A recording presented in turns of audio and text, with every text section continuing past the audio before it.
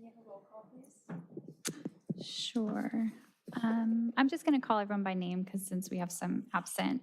So Commissioner Bubenechek, Commissioner Campisi, Here. Commissioner Chabot, Here. Commissioner Chavez, Commissioner Cho, Here.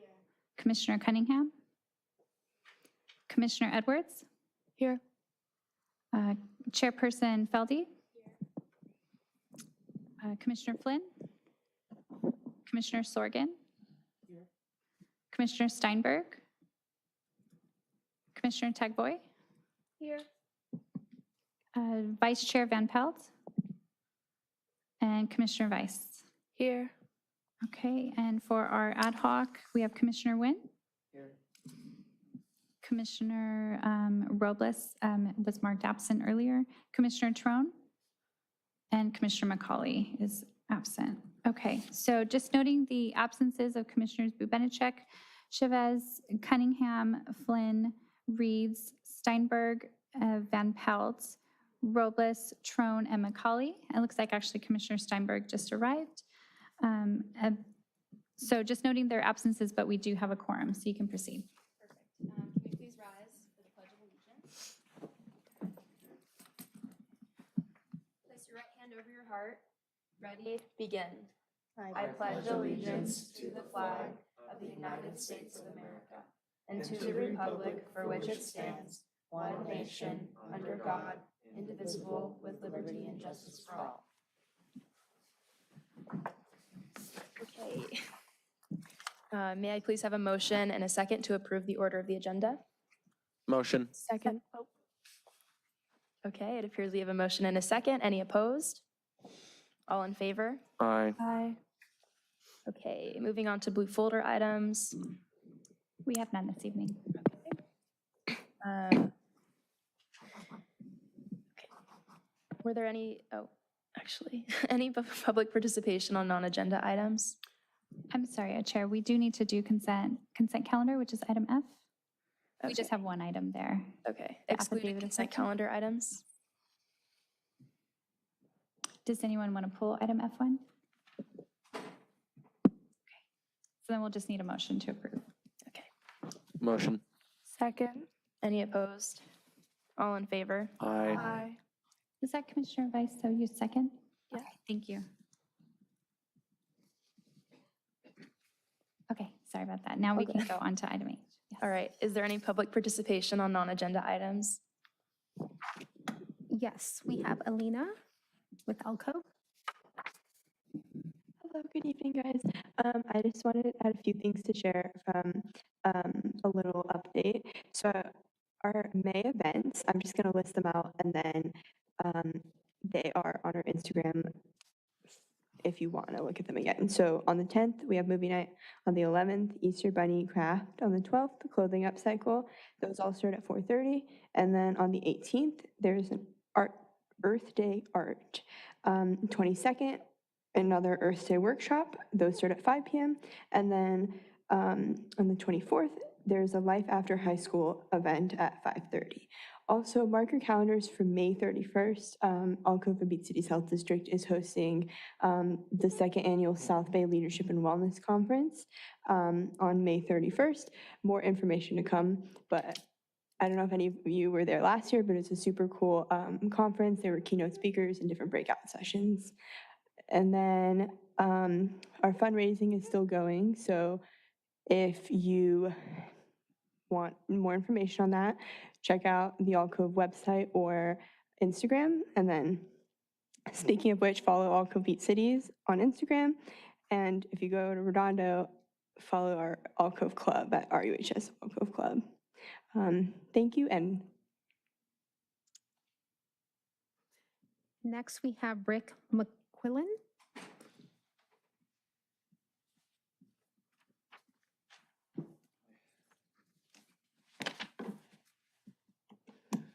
Good evening. Hi, everybody. I'm Rick McQuillan. Nice to see you again. I just want to give you a quick update on my efforts on Artesia Boulevard and beyond. My app, cartesia.com, is part of southbaystreets.com, and it's all about shopping local, getting people out into our stores and our communities. We all need that for our health, for our social lives, and for the life of our city. CRTesia is what I call a commerce map or a visitor map. These maps are for residents, locals, commuters, home and apartment seekers, visitors, and tourists. And these maps are just the starting point for what I call community commerce. That's going to be more interesting. The current CRTesia site's just a rough demo with some old data. Later this month, a lot of people like it. So later this month, I'm going to publish a new version of the app that lets people update the maps. So I don't have to go in the back door and do it. Then we'll get Artesia Boulevard updated. I'm also planning to map the Galleria immediately, and other maps will follow: Riviera Village, corridors on PCH and Torrance Boulevard, anywhere there's commerce in the city. So who's going to do this? This type of work in the past, I've outsourced it or offshored it sometimes, but my preference is to work with local people. So I've been volunteering at Redondo Union at Mike Suhu's entrepreneurship class, helping to evaluate student business plans, and I've kind of got a motive because Mike posted an internship request for me, and I've talked with several students about potential internships. So I hope to have at least 2 interns loading map data and performing related functions. There's software testing, there's community outreach, there's marketing. Right now, I may have found everybody I can handle, but we'll see. I've met several excellent students, but we may need more if you have interest or you know someone who might. I think our youth involvement is going to be ongoing anyway. It's not a one-time deal. This is going to go on and on for years. And this is community software. It's kind of like your local software brewery. It's not Budweiser, it's Culture Club in Manhattan. And we can shape this to our community. It'll be good for our project, our youth, and our community to get youth involvement and engagement with our tech company, our app, and the boulevards and streets and businesses. So if anybody's interested in helping and learning, you can check Mike Suhu's page if you have access to that, or you can reach me at rick@mcqcorp.com. Thank you. Thank you. See you. That's it. Okay, thank you. Moving on to discussion and possible action regarding the Youth Commission's input on the city's fiscal year budget. Okay.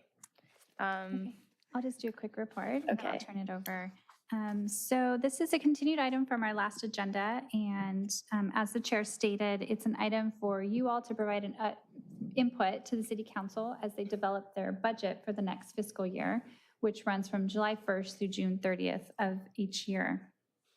So the report tried to be responsive to parts of the discussion that you had last month. I hope that it gave you a little bit more information that you're looking for. But just to briefly give you an update on a few items, last month, some of the items that were part of the discussion were consideration with the Beach Cities transit buses for after school hours and in areas where the buses are typically full. I just want to side note with that item, just to let you all know that the Beach Cities Transit team is actually part of our Community Services Department. So Michelle and I work in the Community Services Department. A division is transit. So we are intimately connected to Beach Cities Transit. And so I have forwarded all of the comments, and they listened to last month's meeting, noting your concerns with overcrowding or the buses not showing up on time or even not at all. And so they have forwarded that to some of their counterparts within Beach Cities Transit, and they are committed to making sure that we start tracking that. So if it ever does happen where you guys are at a stop and it doesn't arrive on time, or doesn't arrive at all, or even arrives and it's completely full and you have no space to actually ride, please, please, please send me an email. You can text at my number, on my city number, you can text that. Or if you want to just give me a call, you can leave a message if I don't pick up. That way we can track it. We can see what bus route it is. That way we can start to see where the key areas are that we need to focus on. So if nothing else, I hope that you guys have some comfort in knowing that we certainly are committed to working through that. And I don't know that it's necessarily something that you need to be worried about forwarding to council unless there are some additional concerns. Our team is already on it, as long as we can get some of that data from you when it happens. So just want to mention that. The second item that was part of last month's discussion is the potential inclusion of low-cost amenities at the pier that are teen-friendly. So we kind of talked about just having spaces to go and just kind of hang out, but that sometimes they're cost prohibitive. And so that's another item for your consideration. And then the third, or one of the other discussion items was to provide some funding for art-focused events and activities throughout the city, not necessarily just for teens, but just in general. The other item that staff recommended your consideration on was for the Perry Park Teen Center, which, as you know, has not fully reopened. Actually, it hasn't reopened at all. It is a work in progress. It is just a shell of a building, but it's a very exciting project that we hope that we can really start kickstarting. Included with the report are some interior photos. There was some comments last month that some of you guys haven't had a chance to visit, and so we hope the photos at least give you an idea of what currently is there. It's really just a wide open room.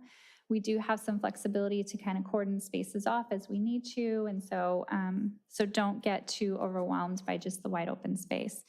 But we are recommending that the commission consider making a recommendation to the council to allocate ongoing funding for the facility. Because it has sat empty, we really don't have too much funding for ongoing events, even materials and supplies. So, so we can talk through that as we kind of go through the discussion, but just want to mention that. And then there was a fifth item that was discussed, which was the consideration to include closed captions for our city council meetings. That is something that our city clerk's office is already working on in progress. They are going to be working on some enhanced software and some additional service providers that can help ensure closed captioning, or excuse me, that is closed captioning opportunities are included in that advanced programming that they're going to be looking into. So that's kind of already, that box has already been checked. So just want to let you know that that's already been covered as well. So before I turn this over to you for some additional discussion, I do want to note that this afternoon we did receive a letter from the South Bay Forward organization. And I did provide, because we didn't have a chance to upload it into the agenda, I did provide copies for all of you. It is on the dais. So if you can, so you're welcome to glance through that during the discussion. We will get it online soon. But because this was not attached to the agenda, I do just ask before you do your discussion to have a motion to receive and file the letter, and that way it does formally become part of the public record and something that you all can discuss tonight. So, so really what we're looking for you tonight is the receive and file for the letter, and then some sort of direction or recommendation that we can forward onto the city council regarding budget items.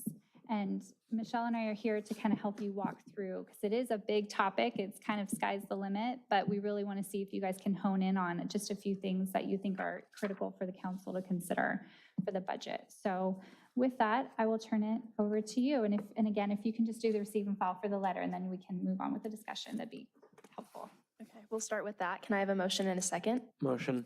Second. Any discussion? All in favor? Aye. Great. Did you guys get a chance to look at the letter?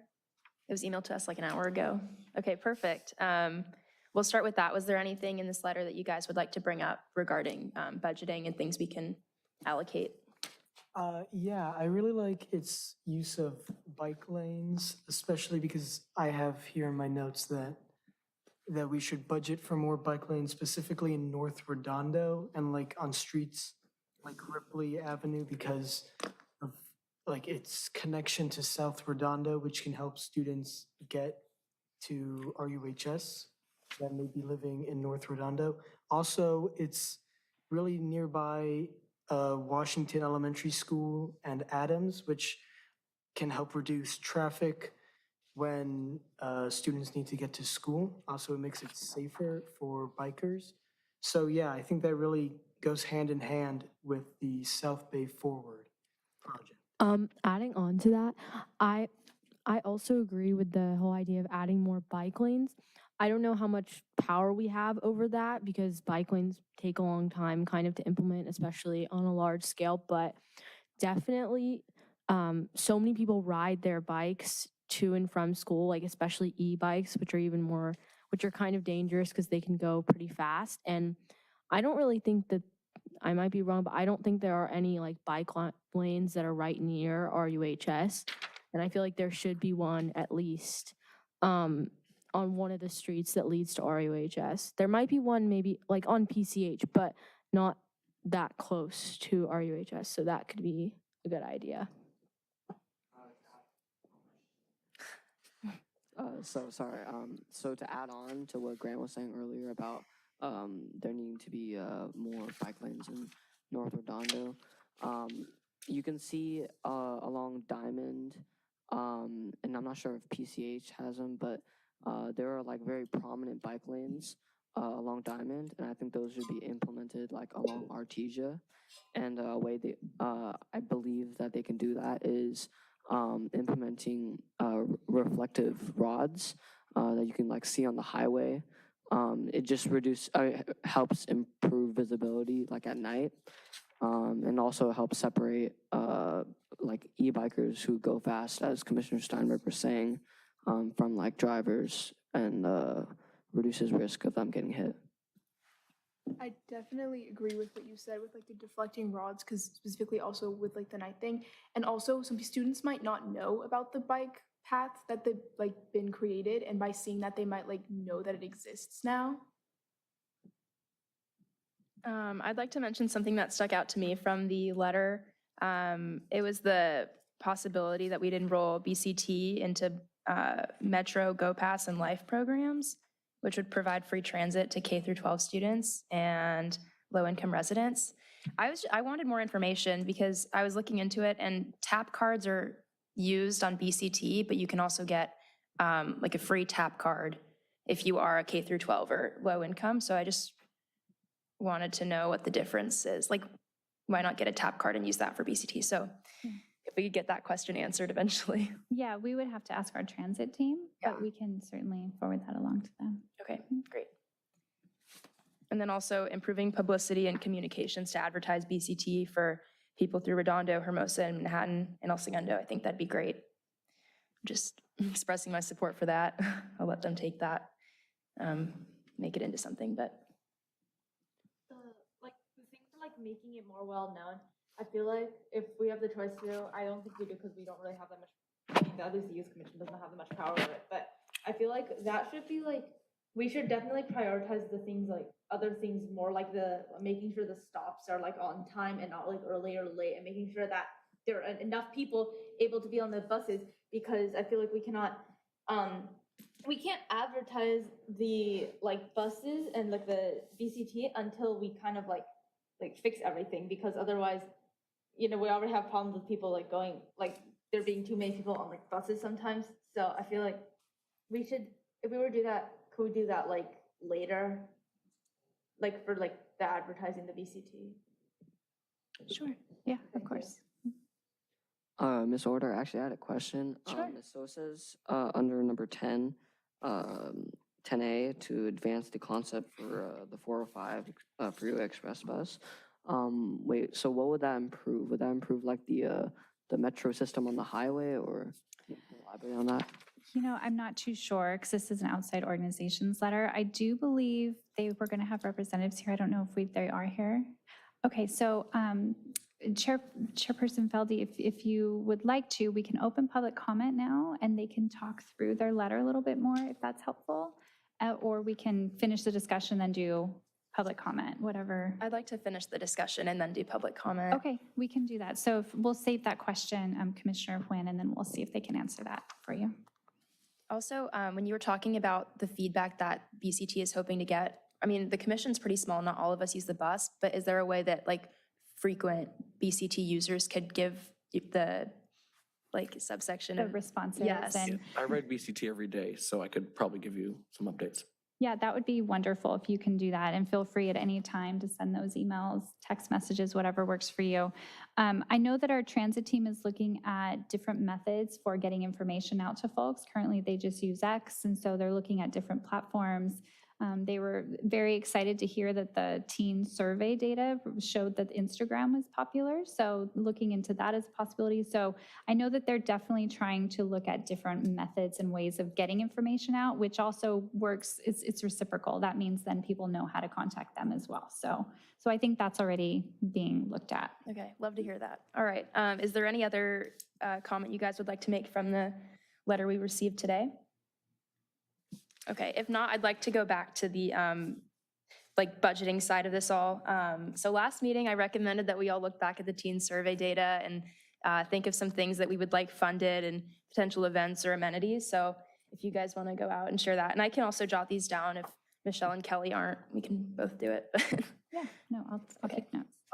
Yeah, I would like to perhaps budget the expansion of the rec programs in the school district, specifically like expanding it into the middle schools, because I know that there are middle school students that like they need a place to go after school because like maybe their parents are busy for work or whatever. And I mean, right now, already at the elementary schools, there's a wait list to get into rec, so it's already crowded. So perhaps like budgeting for more staff could help with the overcrowding of the rec programs. So we can certainly include that. There is, obviously different limitations that are included with that. Our team has currently, we actually just recently did registration for next year's. Are you talking about the after school program? Is that what you're? Yeah. Okay, so the after school program just did registration for next school year. And our team has done a lot of work this past year to hire some additional staff so we can accommodate larger numbers. And happy to say that there is no wait list currently. Every child that registered has a space. So we're hoping that trajectory will continue and we'll continue to hire just to make sure we have enough. But I think our staff within the past year, because last year our council did allocate some additional funding so we could do that. So Yeah, that's good. I think we've definitely made some progress with that already. But that's just for the elementary school, Correct, yes. Yeah. So like perhaps adding a rec program or something similar to Paris and Adams could also help. So I was looking back at the survey, and there were three things that stood out to me primarily. One of them was like classic games you'd find at centers, such as like a billiard table, like playing pool and things like that. I think we should be able to fund that. Another one was cooking and baking. I believe that funding different types of cooking materials would definitely be beneficial for the center. And I saw another one on there. It was field trips. I'm not sure how we would operate those, but if we were to do a field trips, a popular spot, or not a popular spot, a spot like my family enjoys going to is the South Bay Botanical Garden. I think that would be a good idea for a field trip. It would definitely, get a lot of teens involved and coming to the center. I like the concept of a field trip, and I think we can really boost Redondo business that way too. I was talking to Michelle about this meeting, and we were talking about how we could do like partnership events, so we can go to cafes, or we can have events at like the Seaside Lagoon and have like a volleyball tournament, maybe Alta Vista, and have a pickleball tournament. So I think that could be fun. And I love the idea that we won't just have all their events at the teen center, it'll be like satellite events throughout the city. So if you guys have any ideas, I think we'll talk about planning at the next meeting, but regarding like resources we would need to have these events, that's what we'd talk about now.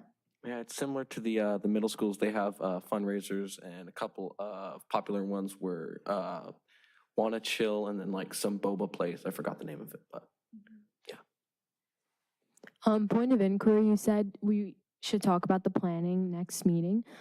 Is the next meeting in May the last meeting of the year? I'm just wondering. I think it might be. Yeah, because it's either May or June. I can't remember. Okay. I would have to double check. I'm sorry. That's okay. I'm just wondering. Thank you. So maybe to help lead the conversation and give you guys some perspective. Currently, we have funding for two part-time staff members to lead programming for teens One part-time staff member can work up to 1,500 hours, and then the other one can work up to 900 hours. So the budget for special department supplies for anything that we purchase for the teen center is currently at $9,000, which doesn't get us too far if we're planning to open and go to field trips and do those sorts of things. So what I'd like to get out of the conversation today is a little bit more of like a broader sense of what you think you would attend and your friends would attend. So let's just say it's field trips. Maybe give us some, like, at least 3 ideas of where so that I can price it out, and maybe we can try to coordinate field trips and start off next year twice a year. And then if they work well, maybe we can ask for more funding next fiscal year to add some more, right? So we don't want to start off super big, but we do want to throw around some ideas so that I can price point and see how much money I need to ask for. Also, do we still have funding to furnish the teen center? Yes, we do. Well, we have some money to furnish. I don't know if we'll be able to fully furnish, but we will get it furnished enough to be able to open. Okay. So we're having the event that we'll know at the end of the meeting, but it'll be crucial to kind of get an idea of what furnishing we want to get, right? So if it's a nice billiards table, I'll need to do accounting to see how much funding we truly have left versus how much we need to ask for. And so if it's helpful tonight for the conversation, if you can just let us know what you would like, we can then draft that for the city council, and then we can add staff notes that says staff estimates this to cost X number of dollars. So we don't have to worry about cost tonight unless we have the numbers. But so if that's helpful, we just need to know what it is that you guys would like to recommend to the city council to provide funding for. Well, I know that a pool table is really fun, but I think another idea could be like some sort of arcade game, like a Pac-Man machine or something. It's just like one of those classic games that, I mean, most people know how to play, and not everyone knows how to play pool. Like, we could obviously have both, but you can also get Pac-Man machines for pretty cheap, like online, or like used machines, or like a pinball machine or something like that. And it would also kind of give it like a retro sort of vibe. And like in the letter that the Youth Commission drafted about third spaces, it was talking about how third spaces were really popular, like in the 80s and stuff like that, with like roller skating. And I just think that if we're trying to make this a third space, we could give it that kind of retro vibe with arcade games, and that would be cool. I think we should also consider a foosball table, because that's also like pool and arcade games, but it's like very simple. Everybody knows how to play that. I think sound equipment will be really important for the events we want to host. I was thinking, you mentioned like it's not just the main open space, there's some side rooms. So I was thinking like a listening room, like you can just share your favorite songs with people, and it's like the surround sound. Like obviously we're not going to pay for Dolby Atmos, but like something similar, and just good quality sound equipment. Also, if we want to have like a Battle of the Bands event or like host some youth band, like we would need adequate equipment for that.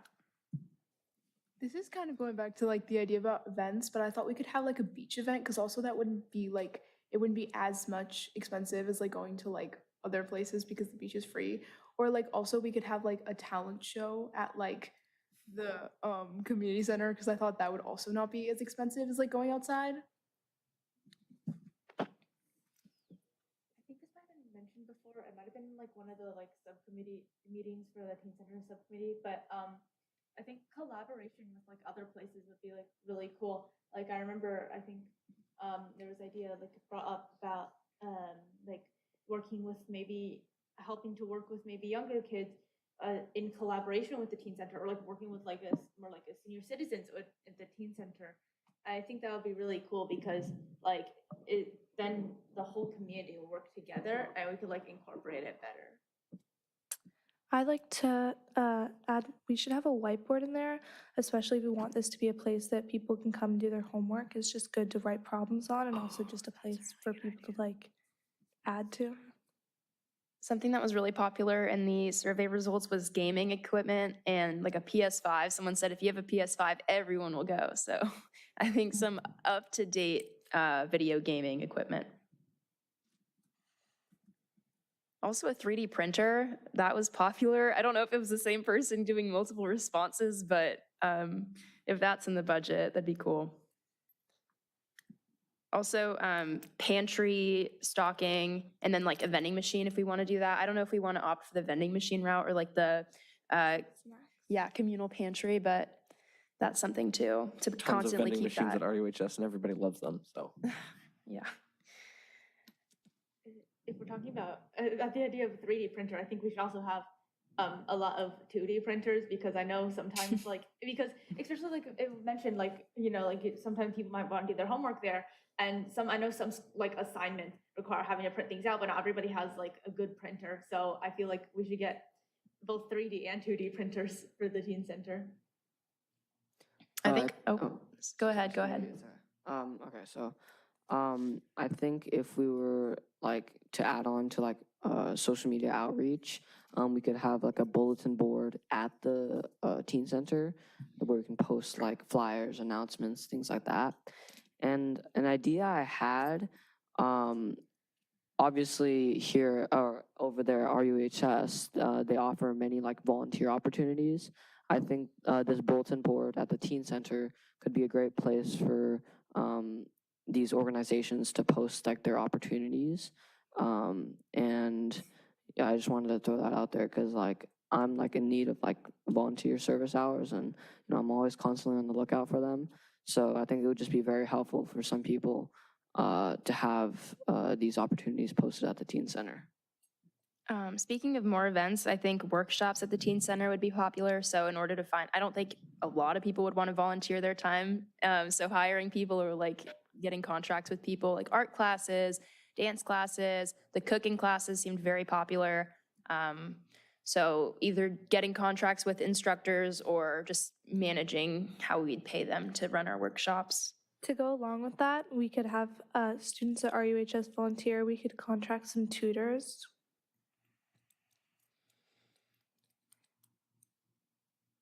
Also, TVs or a projector. Well, this is kind of different, but my friend she's a part of the South Bay Film Society, and they'd love to have events there at the teen center because most of their demographic are like 60 and up. So if we could have like a projector and have like a designated like indie film movie night, I think that'd be cool. So we'd need facilities for that, of course, either projector or TV, but.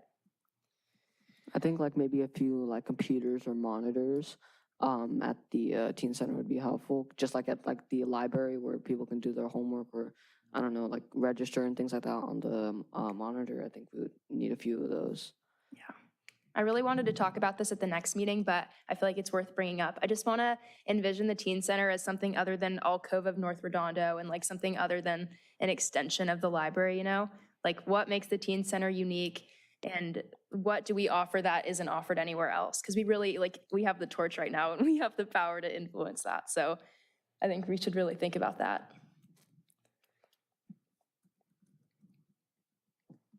I think an event idea, I think someone said earlier about talent shows. I believe one kind of talent show we could do is like a senior citizen talent show where we invite like senior citizens to come and like watch, teens perform their acts and things like that. I think it would just be a great way to, give back to the community, I guess, and also like, give the teens exposure and things like that. This might seem a little basic, but I think we should also like budget for like chairs and tables. I think to- that's in, right? Yeah. Yeah, we'll take care of that. Okay, Yeah. but is it like community table, like I don't know, like a circle with chairs, or is it like desks? No, it's tables, like Okay, 6-foot tables and chairs, so we could put them in any configuration. Yeah. So currently it is regular foldable tables and Oh. chairs. However, the layout of the teen center that's where we wanted to get more feedback. Yeah. So for this event that we'll be holding, the open house event, we'll be taping down what we think you guys would like to see based on the survey responses. Okay. And then that's where we want to get like you guys to walk the space and be like, well, I could truly envision this, right? Like we can have a foosball table here, the vending machine there. So we'll tape off the floor and kind of design it so that you guys can actually walk the space and help us determine where we place things. Right, because, yeah, I don't want like there to be all these cool like 3D printers and all this cool tech, and they're just to be like foldable tables and chairs as well. Agreed. If we're talking about like chairs and stuff, I feel like we should definitely have some couches, especially since we're adding on some like other stuff. I feel like couches would definitely be a very good place to start. And if not couches, then I guess like a beanbag chair, I think they're called, or like the pillows that you can put on the ground and stuff. Because those are like foldable chairs in the fact that they're like movable, right? But they're also like cooler looking and more comfortable than foldable chairs. So. I'd like some ergonomic seating. Our desks at school aren't too comfortable, so if we had some like actual comfortable chairs at the center, that'd be great. Okay. Another idea I had was the community garden. I think that was also in the survey results, but if we had funding or some sort of like allocation for gardening tools, soil, seeds, pallets, we could do like a pallet garden. That's what I had envisioned. I don't know what the soil's like at Perry Park, but that could be cool. And then, sorry. I was just going to ask you with that, was the idea to have a teen, like the teens were maintaining the garden? I would think so. And then we can have like a farm to table sort of thing. And that'd be like a cute little cultivation moment, community bonding. I mean, who knows how long that's going to take, but some strawberries won't take long, or like cucumbers or snap peas. Do we know if the barbecue on the patio is working? I don't know if we've confirmed if it's working or not. It was on our punch list to make sure, but we do have, that's why I wanted to verify the idea behind the garden, because we do have that patio area. We could set aside some space out there to do something like that. And that has me thinking too, for the like summer soft opening, because we likely won't open until next school year. If we had like a summer barbecue and like, because obviously with the outdoor space too, our capacity could increase and we can have a fun little summer bash. Yeah. Yeah, we could do like we could do like a back to school thing, like introducing the place for the next year, and that way it'll be fresh in people's minds when the school year starts. That'd be a good idea. Or even like a summer send off. But what were you gonna say? Yeah. I think also we were planning on doing like a pickleball tournament and having like some snacks, just letting people walk through. I think this goes for like pretty much all the expensive equipment in the teen center, but specifically the garden. I didn't want to throw down your idea, but some teens, I wouldn't say myself, but maybe some of my friends, are a little bit rowdy and a little bit irresponsible. So we would definitely need some kind of supervision over the garden before anyone tries to like go and maintain the garden themselves.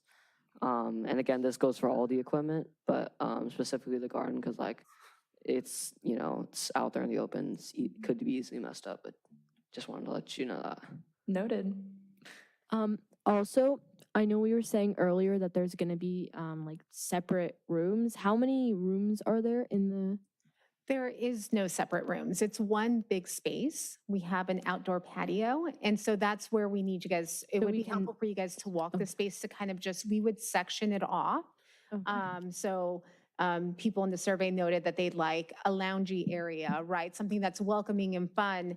And so we thought of sectioning off a portion of the teen center and having like a TV mounted and being able to do like kind of like a more loungy space, and then maybe like a little reading nook in the corner, and then trying to figure out where we would put the rest of the items, right? Whether it's like food tables, or if we wanted to do something where we have workstations, where it's like nicer high top tables with comfortable chairs. So that's kind of like the layout that we have to work with a big open space. So there's not smaller rooms that are sectioned off. Okay. Yeah, I think we should definitely separate the people who are maybe going to be doing work, like sitting at desks, from the people who are like watching TV or playing foosball, for example. So maybe those should be on opposite sides. And we also have our Perry Park Senior Center. And we can utilize that space if we get to the point where we have a lot of teens attending on a weekly basis and we need like a study area and we can acknowledge that we need that space. We can also utilize the senior space when it's available, if necessary. Going back to like what he said about like supervision stuff, I feel like we should make sure really quick that we have like good security for the teen center, especially for adding a bunch of stuff like PS5s and arcade machines. That seems like it would be some pretty good stuff to steal. So like make sure it's all secure so that we don't have to like worry about any like safety concerns. That's a very great suggestion. We do have an alarm system already installed into the building. And PD will, if we find it necessary, can set up cameras there if we requested. Yeah, I would suggest like the cameras, and I don't really know much about cameras, but like if we have the budget, please make sure they are good cameras and not the ones that are like 144 pixel and like really hard to see. I was thinking about study spaces, and I'm kind of taking inspiration from the El Segundo Rec Center because my friends and I used to take the BCT to El Segundo, say hi to our friends in El Segundo, and hang out at the rec center. So my idea of the rec center is or this teen center is really based on this El Segundo experience I had. And they didn't really have a quiet space inside because especially I'm looking at the picture of the teen center right now, and I just can tell it would echo if there's not enough furniture, like rugs or carpeting, which I'm assuming we probably won't have much of. So perhaps we can have, I've never seen the outside of it, but maybe like an outdoor kind of like Zen walk through, I don't know, like a little fountain, make it, I mean, we have nice weather pretty much year round, except for the rain, but we can take advantage of that outdoor space and then possibly build a canopy, like an outdoor seating situation. I don't know how loud the park gets. I'm excited for the open house to really get to experience this setting, but I think we should really bank on the outdoor section of the teen center too. Besides the barbecue patio, like a study, quiet reflection zone. So the teen center is located off of Grant. Okay. And the fire department is actually the corner cross street Got it. over. And Grant is a pretty busy street. You do get a lot of noise.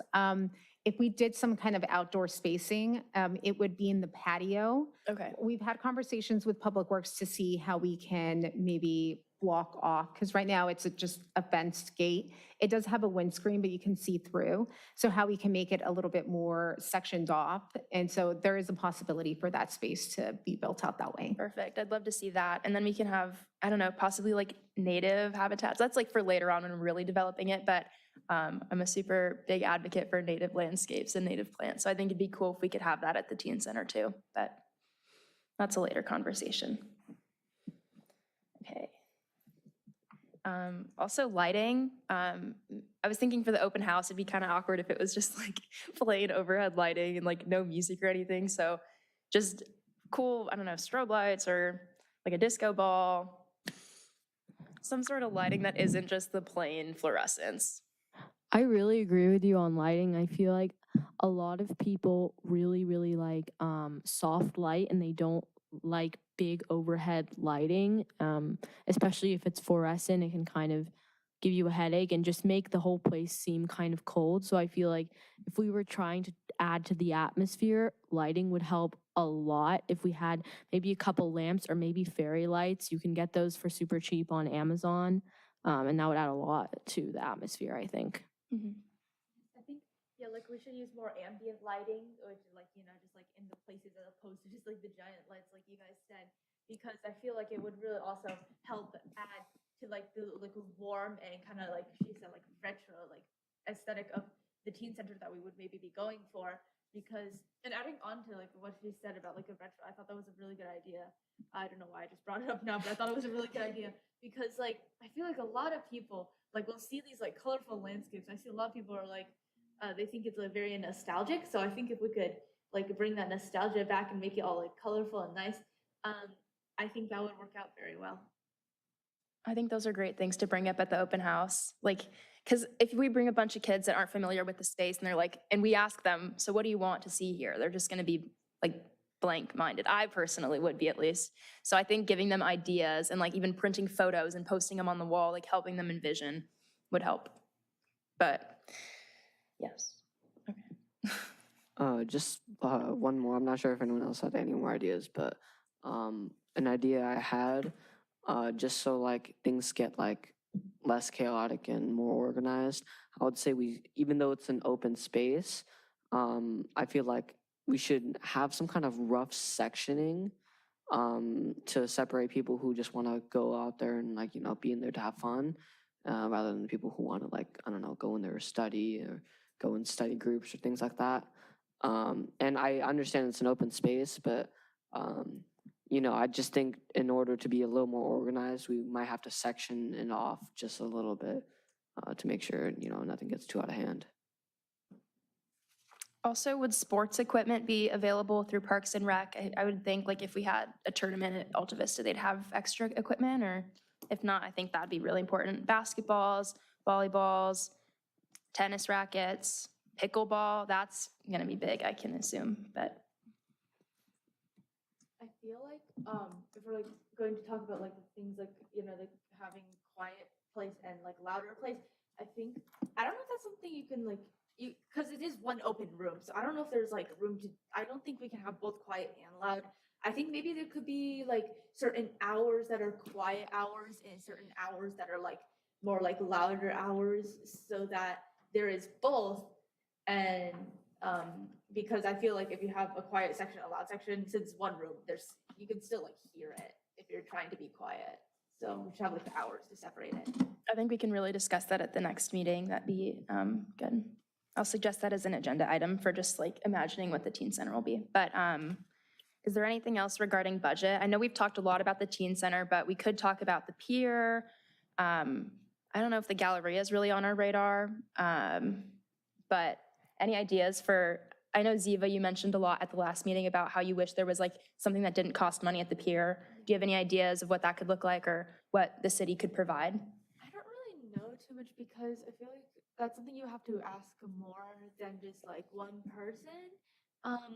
I guess something that isn't that you're actually doing something, I feel, because when I go to the pier and I like what I just noticed is like normally because sometimes I'm in my journalism class, we go to the pier, but all we do is really just like we eat food. So I feel like there will be cool things that we can maybe do that is not just free food. I mean, we all love free food, but like just maybe stuff that's more like active, I guess would just be my first place to start. I'm sorry if that's like vague, but like more active, like more like activity and like just stuff. Okay, and then another idea, just making an assumption about our future demographic at the teen center, e-bike parking. I don't know how much bike parking they have at Perry Park, but I think if we had like a section with at least 10 spots for e-bikes, that'd be very helpful. Going back to the pier thing, what is sort of the scope that which like we can look at adding stuff to the pier? Because I mean, we can't build like a whole new establishment or something, but how would we implement like different activities? Who would be leading it? Would it be like volunteers from the youth commission leading different activities? How would that work? So for the purposes of tonight's discussion, it's really just how you guys are going to be making recommendations to City Council. So how we would word it based on the discussion, unless something changes specific to that, we would say something to the effect of the Youth Commission really supports future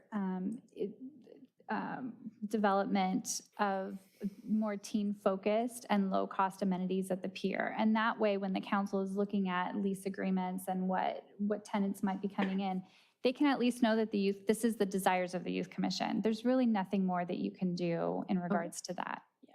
Well, in that case, for like future renovations of the pier, I know the Fun Factory closed, and like the pier has always been like a hot topic for the council. So whatever they implement, I mean, as long as it's not a smoke shop, I hope it's something that's centered to teens. And like, I mean, even some of the restaurants there, they're not really teen friendly. They're either like I don't know, some of the restaurants are questionable, but like the hot dog on a stick, they closed. So how else are we gonna get $6 corn dogs, Like we need more accessible, convenient, approachable businesses on the pier. Mm-hmm. So even, I mean, it's pretty impossible to find something that costs no money these days, but at least little money. Not saying I want another hot dog on a stick, but something similar. Yeah, I noticed there's definitely a lot of closing of restaurants, and a lot of the restaurants that replace them are kind of more high-end or geared to adults, or are bars, for example, which is really not for teens.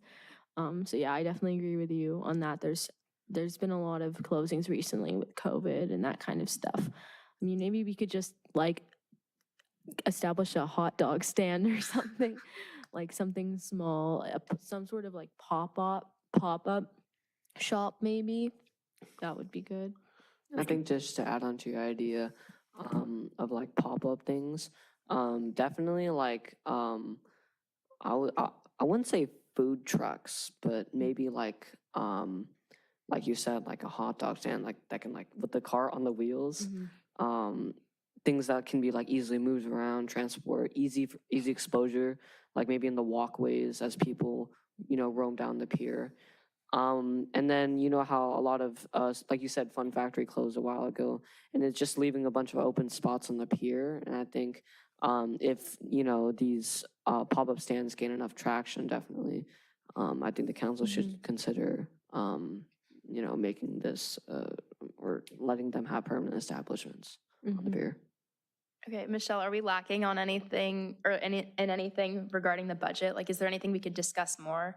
I guess I'd be interested to see if you guys would be interested in doing pop-up events. One of the ideas that I came across when I went to Amsterdam this last summer, I was telling Reina, was they do these disconnected cafes where they they can do them like at a historic library, or they partner with different coffee houses, or actually do it at community centers where they invite people. It's like all promoted via social media. And then when you show up, you check your phone in, and you can bring books, puzzles, coloring books, people paint. It's very like cafe driven. So like if you guys wanted to do an event like that where we invited like a coffee house to come and do like teas and coffees, and it would just kind of be like a loungy space for like 3 hours. Those are sort of events that we can help execute through the teen center and can actually create those experiences. And I know it's the waterfront will be a very difficult, challenging conversation to say like, hey, council, we want this sort of business for us, but maybe building an experience. So like you guys mentioned field trips.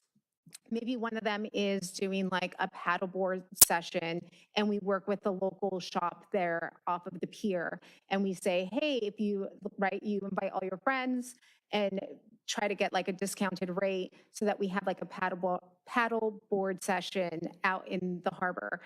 Just kind of workshop some of those ideas so that we can, again, try to see what the quote would be and how much we would potentially spend on the things that you guys are willing to participate in.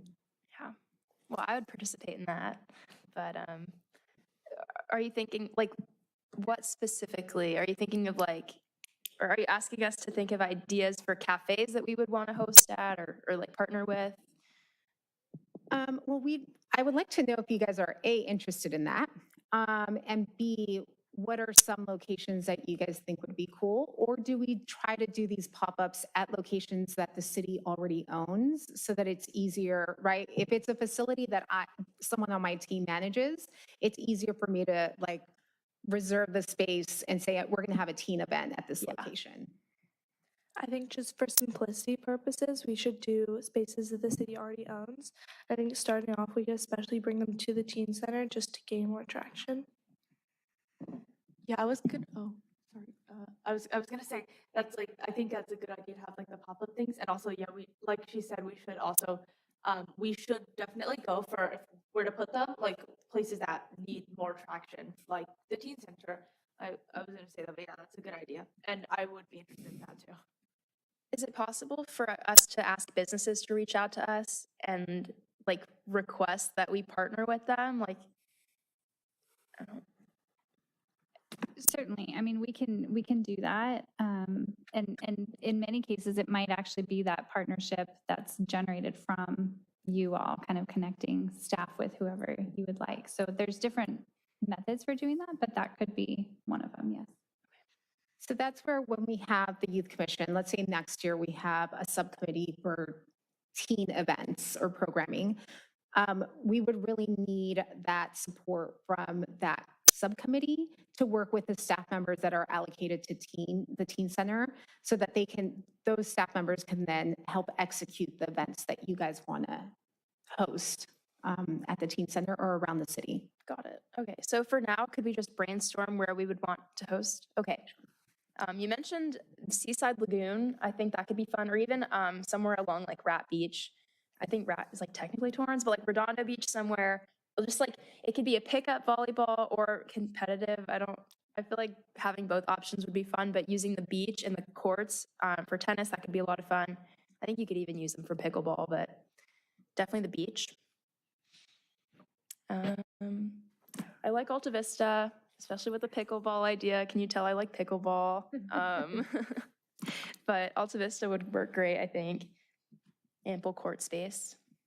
I think Veterans Park would also be a good spot. I don't know about for sports, but just for like, maybe like a food truck or some food event, like a picnic of some sort. I think Anderson Park would be a great spot for that too, because it's right next to the, what's it called? The Anderson Park Senior Center. And there's a parking lot where, I'm not sure if any of you guys know this, but a ice cream truck pulls up like pretty much every single day. Obviously a great spot to, I don't know, have a picnic. The coffee stores could come there. I'm not sure how that would go, but because it's an open space. But you know, definitely food trucks would be a great option at Anderson Park. Also about the coffee houses, the Boy and the Bear coffee house, I'm pretty sure that's a coffee house, is right down the street from here. So that's an option, and it's local. It's not like a major corporation like Starbucks or something. So that could be something that we could have when we're talking about the coffee house events.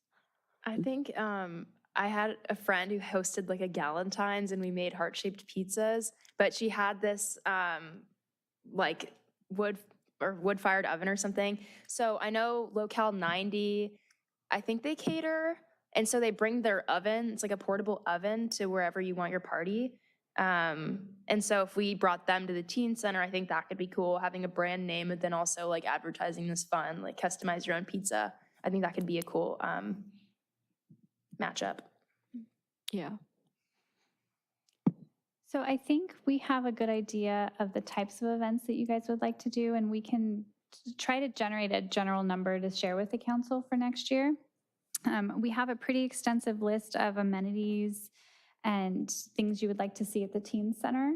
And I just want to make sure that we do go out to public participation, make sure we don't have any comments. And then after that, we can see if we can wrap this up into just one general kind of motion, and I can help you walk through it. It sounds worse than I think it's going to be, but if we can go to public comment, I'd like to just make sure we don't miss that. Do we need a motion in a second for that, or? No, we can Okay. just open it up to public comment. All right. And I believe we do have 2 speakers. Perfect. With their cards. Thank you for waiting patiently. Michael Lee Chang.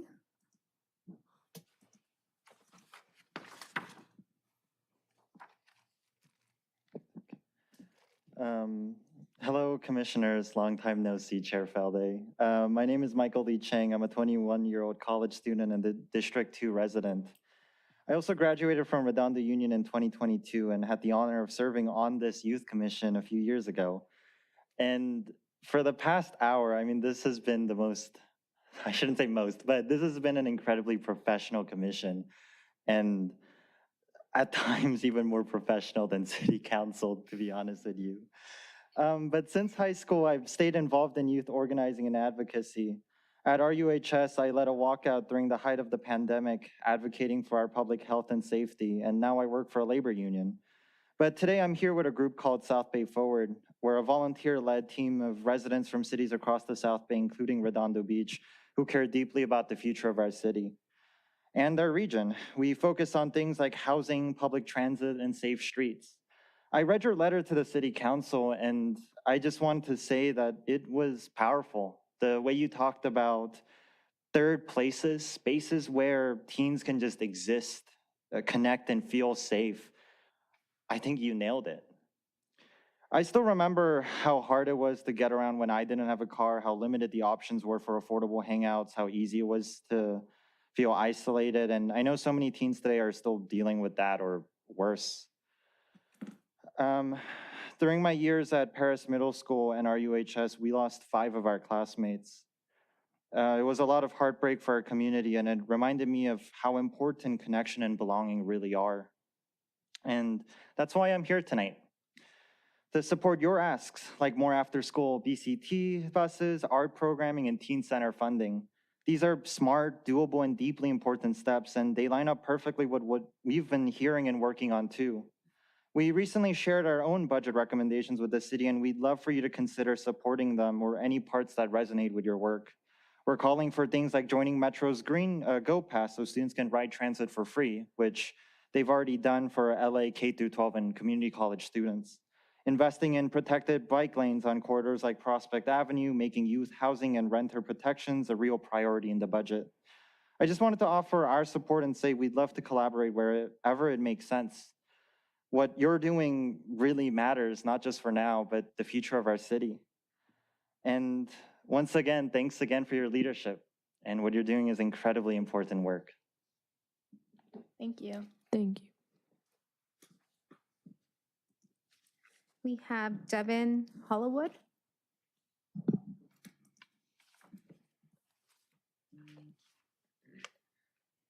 Hi, my name is Devin Hollywood, and I live here in Redondo Beach in District 3. My background is in astrophysics, and I now am working as a software engineer in Playa Vista.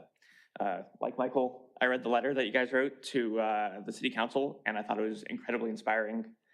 I think it's a wonderful vision for what Redondo Beach could be. It's amazing to hear young people in Redondo getting involved and advocating for a better place to live and to interact with each other. Also, just seeing this commission tonight has been so cool. This is really, really awesome. Anyways, public transit is so important for young people's independence and freedom. And personally, most of my favorite memories from when I was a teenager were just hanging out in third places. I think that every generation should get to experience the joy that comes from having access to these services and these places. And also, like Michael, I'm here with South Bay Forward, which I got involved with after I attended Assemblymember Almer Tucci's e-bike town hall a few weeks ago. When I heard people at that town hall discussing e-bikes, it really struck me how protected bike lanes would just solve so many of the issues around bikes and e-bikes. It would keep the bicyclists safe, and it would make it also less stressful for drivers to drive around bikes and e-bikes, and for pedestrians too, to keep them, Redondo Beach needs needs streets that are safe and pleasant for everyone, and especially for our youth, many of whom ride bikes to school every day. Bike lanes are comparatively cheap infrastructure and can be very quick to install. There's also the possibility of doing community quick builds where the city works with volunteer groups to, the volunteer groups put up the infrastructure and paint the lanes and stuff. To this end, South Bay Forward is working on a campaign to put Class 4 protected bike lanes along the length of Prospect Avenue. I live a couple of blocks from that street, actually on the south part of Ripley, which you mentioned. And this would be transformative for our neighborhood for residents of all ages. I would love to see more people able to get out of their cars and enjoy a nice sunny bike ride along the beautiful street. Tonight, I ask you to consider signing on to our Prospect Avenue community proposal, both as individual commissioners and as a body. I also ask that you consider including a request for the Prospect Avenue mobility study in your budget input letter to the City Council. South Bay Forward also does work on affordable housing. Despite both my wife and I having jobs that pay well, we have struggled to afford a home in the city where she grew up. I don't think it's fair to young people that housing has become so expensive and that many of them will not be able to afford to live in the community where they grew up. 756 students graduated from Redondo Union High School in 2024, but the city only added 15 new housing units. There's really nothing like having a community of friends in your hometown after college, but these numbers mean that most Redondo students will be unable to return to their community after college to live and work. So please consider working with South Bay Forward on affordable housing for all and for the other stuff we talked about. Thank you. Thank you.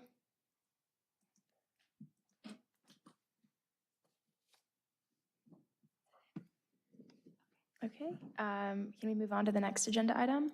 A second. Well, we do need to do a motion Okay. for this. And so just to try and encapsulate it, what I would recommend, and you guys can do however you feel it best. I will briefly kind of go over the general like themes and concepts and items that you guys talked about. And if there's any objection to any of them, then we can either pull those to discuss them, or we can just decide to just vote and see if there's a majority. So if that works, unless someone wants to try and make a motion on their own. Okay, yeah, this is a big one. So I'm just going to briefly, like I said, go through everything that was discussed, and then you let me know if I missed anything or misspoke. But there was support for an expansion of after-school programs for the junior highs. Consider the implementation of a community garden for teens, possibly at the teen center and the patio area. Doing some bike lanes and some education on those, including where they are and the rules for use, as well as low cost and teen-friendly amenities at the pier. And then for the teen center, we have amenities. I'm not going to go through the full list. It's actually pretty extensive, but it includes items at the teen center itself for furnishings, as well as play amenities, pool tables, foosball tables, all of that, gaming equipment, and a large majority of events, ideas, and concepts that you all would like to do. And so that, what we will do as staff is if there's no objection to any of those from anyone, if you all are in agreement that these are really the things you want the city council to consider funding, we will as staff then go back and try to place some cost estimates with them, and then we will forward that on to city council. So what we can do is if someone would like to say so moved, we can move forward with that as the motion, and then you guys can vote on all of those items that I just tried to paraphrase for you. So moved. Before we move on, sorry, we were missing one public speaker on Zoom. Give me 1 second.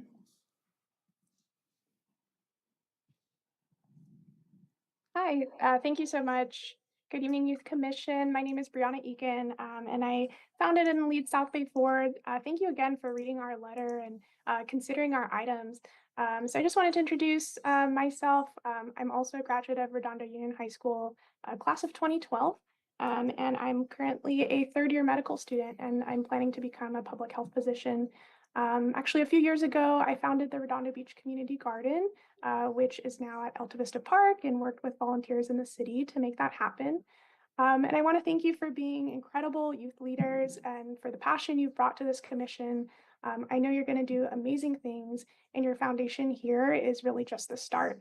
And I want to thank you for engaging really productively in this conversation. I think the city council is listening to you and wants to hear from you. And so in addition to the ideas that Michael and Devin shared and our letter, I just want to speak a little bit further on the areas of housing affordability and transit. And I'm also available to answer questions. So with regards to housing affordability, we are experiencing a housing crisis in the South Bay and in Redondo Beach. As many of you know, the city is an amazing place to grow up. Back in the 80s, the city was considered a relatively affordable beach city, but for the past several decades, it hasn't built nearly enough housing to keep costs relatively affordable. For most of the friends who I went to school with, if they chose to return to Redondo Beach after college to live and work, we often ended up living at home with our parents due to the sheer cost of housing. And friends of mine who are married and who have full-time jobs in engineering or healthcare can't afford to buy a home in the South Bay. So I want to ask you all to consider recommendations. I know this may feel, in addition to so many of the things that you guys have talked about today, but we would like to see the city expand its temporary and permanent supportive housing options to incentivize transit-oriented development near the Redondo Beach Transit Center and station, and to implement renter protections and transparency with a rental registry. And overall, to meet its housing goals by approving more multifamily, mixed income, and affordable housing across the city. And then regarding our transit and mobility recommendations, really support you all making a recommendation that the city works with BCT, RBUSD, and Metro to enroll in Metro Go Pass. And so this is a program that cities and school districts have to enroll in. and we're not yet enrolled. So it essentially provides students with a special tap card from their school that makes Metro and local transit rides free. In addition to that, we'd like to see the city fund service frequencies and improvements to BCT lines 102 and 109. So thank you for your support on that. And then to reiterate, Devin, we're hoping you can recommend a budget item for the council to fund a study for protected bike lanes on Prospect Avenue. This would connect 11 schools, including RUHS, Paris, and 2 elementary schools. So again, happy to answer questions or provide clarification. I have one question. Okay, so I mentioned this earlier in the meeting, but getting a TAP card is free. I'm not sure if this applies to K through 12, but it does apply to low-income residents. So what's the benefit of enrolling in Go Link? What was it called? Go Pass? Mm-hmm. Yeah, so this is a relatively new program that Metro started several years ago to provide K through 12 students with free transit. If you look on the Metro website for GoPass, it lists all of the agencies that are enrolled into GoPass, and Torrance Transit, Big Blue Bus, Culver City are enrolled in GoPass, but Beach Cities Transit is not. And so what that means is and also the school districts. So our BUSD local school districts are not enrolled. So that means that our students cannot access the GoPass program. So we're advocating to the city and to the school district to go ahead and enroll to give students the GoPass. Hope that answers your question. All right, thank you. Okay. Wait. Oh, I'm sorry, did you Oh, have a sorry. question? Yeah, I actually did have one more question. So for the BCT, so I would consider myself a frequent frequent user of the 102 the 102 line, the green line, the express bus specifically. And currently, I believe there's only one of them going. Yes. And I have normally basketball practices that go right up until the bell. And as you may know, it's on the other side of school, so it's kind of a hassle. Yeah, so it's a little bit of a hassle for me to run across the school and get to the express bus because there's only one of them. So perhaps maybe you guys could fund another express bus or maybe operate another express bus. To have two of Yeah, them. I think that's a great idea. Just providing clarification, we are an advocacy organization, so we're volunteers working on advocating to the city for these improvements. And so I think that idea would be perfect to share in your letter. For example, more express buses on BCT. This is something that the city council can then fund. But we definitely encourage you and welcome you to check out South Bay Forward. We're on social media.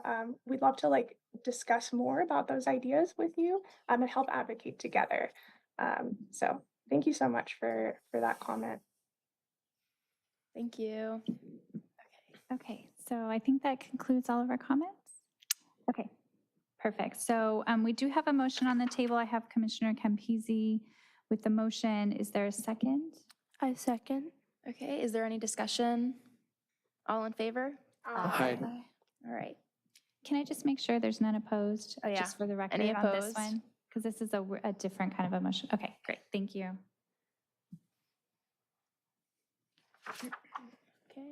Okay. Moving on to providing input regarding strategic planning discussions.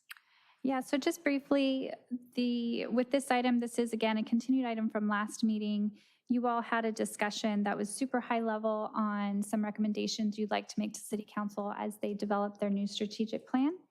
And again, I'll just briefly go through some of those high level topic areas that were addressed in the letter that Chairperson Feldy drafted, which was included with your report.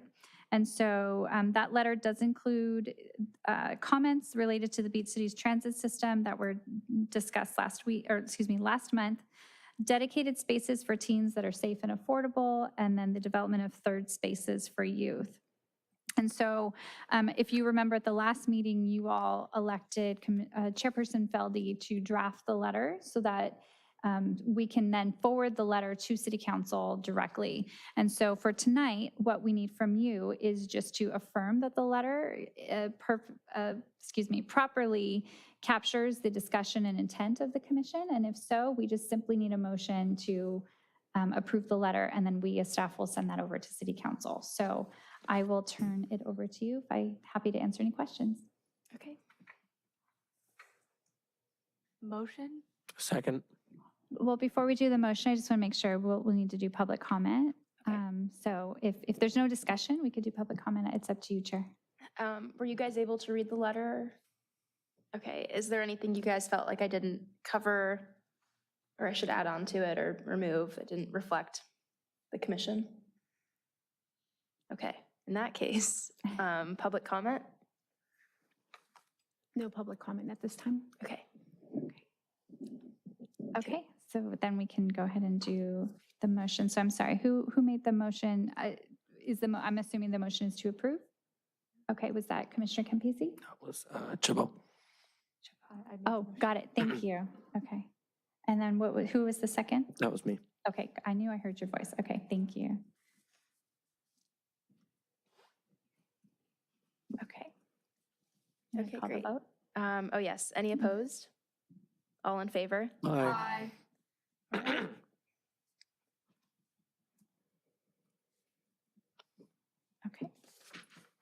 Okay, moving on to commission, subcommittee, and appointments updates. So just a really brief report on this one as well. This is our standing item and provides an opportunity for anyone on the commission, anyone on an active subcommittee to provide an update to the commission on any work that has been done within the past month or since your last commission meeting.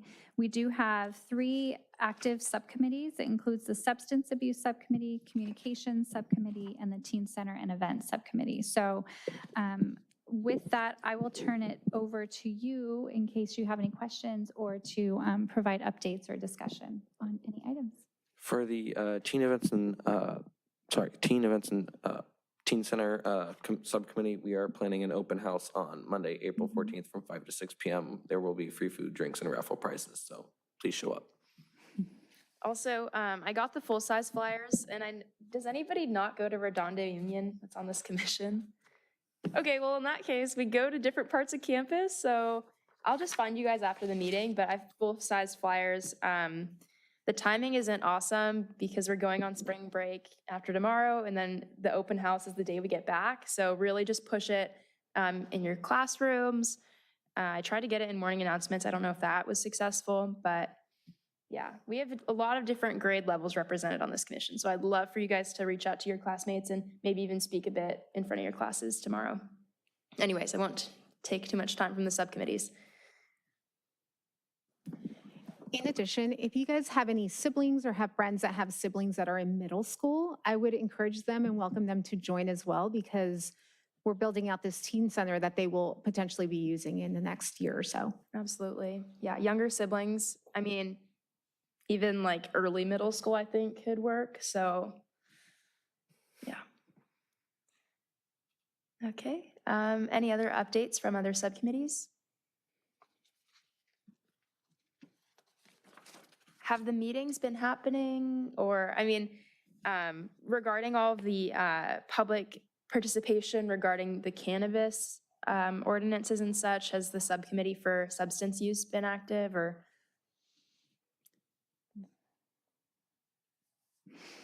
Okay, all right. And then the communication subcommittee, I know our Instagram is made. Has there been any progress with making posts or thinking of content to post?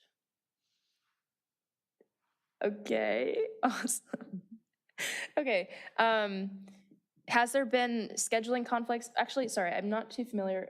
Who here is on the communications subcommittee? Okay. Okay, have the meetings been difficult to schedule, or is there just not enough people for quorum? Yeah, it's mainly just the amount of people for the quorum. Okay. Is that something we should address, or? Well, it's really up to the commission. At any point, we could kind of reimagine the subcommittees. If you remember the last meeting, we actually removed two because their work had been done. So we could at any point kind of relook at this, and it could be something, if you want to, we could have a more formal discussion about it the next meeting. Okay. But just keep in mind too, that likely, you know, if this commission has 1 or 2 meetings left, likely whatever work the subcommittees are going to do, what we will end up doing is with the new group in August or September or October, excuse me, we will basically say, hey, new youth commission, these are all the active subcommittees that were there previously. Which ones do you want to continue? So all that to say, there's going to be a gap where this commission is going to kind of end and where the new one will begin. And we don't know if that work will continue. So I just don't know how helpful it'll be to kind of reimagine this late in the year, but we can do that at any point. We could certainly. Okay, got it. All right. A motion and a second to move on from the updates. Motion. Second. Any opposed? All in favor? Aye. Great. Moving on to the staff liaison report. Okay, we just have 2 items, and one of them has already been introduced, but I just want to further reiterate the Teen Center Open House. This is the event that we have kind of talked about here and there throughout the meeting today, where we're just hoping any teens and siblings who are hopefully entering the teen years soon can come and just help us reimagine that space and let us know what they want. So there will be food, beverages, raffle prizes, and so we're hoping it'll be somewhat engaging, hopefully somewhat fun, and really help the community to see what the potential is there. And so that will be on Monday, April 14th from 5 to 6 p.m. at the Perry Park Teen Center. So if there's any questions on that, please always feel free to reach out. And then the second, and probably one of the more important items we want to reiterate today, is that the Youth Commission is coming close to an end for this school year. We hope that all of you who are eligible will reapply for next year. It is not automatic, so you do still have to complete a new application, which is just affirming your intent to remain on the commission. So please do so. The deadline for that is May 30th. We do have the application. We can send you the link if you need it, so you can do that pretty quickly. But we really do hope that you all apply. If you have friends or anyone in your kind of networks that you think would be great on the commission, please feel free to send them our way or to send them the link to the application directly. But we really want to make sure that we continue the momentum. This youth commission was not active for many years, and so there was a lot kind of riding on how you guys were going to pick up some of those pieces from several years ago. And the momentum you guys have brought and the energy has been wonderful, and we really want to do what we can to keep that moving forward. So, for any of you that are eligible to remain on the commission next year, we do encourage you to reapply and share the news with everyone. So that concludes both of our reports for you for that item. Do we need a motion and a second? No, not on that one. Yeah. Got it. All right, commission member items and future commission agenda topics. So if anybody has ideas for what we would like to talk about at the next meeting that isn't already a given, you can bring that up now. Okay, I have an idea. I know we were talking about event planning, but today was really about the finances and budgeting. So I think next meeting, okay, let me start off with this. I think our Teen Center subcommittee isn't really meeting as often as we want it to. So I'm thinking we can transfer those discussions to our main commission meeting when more people are present and more opinions are heard. So we'll start with that.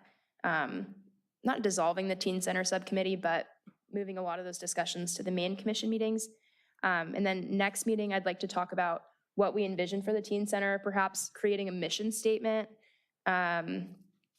maybe some more event planning as well, but yeah. I think we should talk more about, I know we threw a lot of ideas about, certain amenities, activities, all that stuff. We talked, we dove a little bit into that today. I think we should, get a more detailed look at our budget next meeting and maybe plan around that. Because I know these are a bunch of great ideas. It's just, we need to prioritize, if you know what I mean. Yeah, I don't know if we'll have the budget by the next meeting, and I think a lot of the event planning will be for the next commission. But I think we can definitely do some more event planning and thinking, I mean, we came up with a bunch of ideas today, which is great, but maybe for our summer programs while the commission's out and the teen center isn't fully open, we can plan some like summer events. That should be easier to digest too, just 2 or 3 things. Okay. So for us to formally add that to the agenda, we do need a motion, a second, and a majority vote to have that future discussion. Motion. Second. Any opposed? All in favor? Aye. Okay, and can I have a motion and a second to adjourn this meeting? Motion. Second. Okay, any opposed? All in favor? Aye. All right, this meeting has been adjourned. Thank you, Who was guys. the second? Oh, it was came from Ziva over and there. Baran. They like tied. I'm sorry? Commissioner Chabot and Tugboy, they tied. Okay.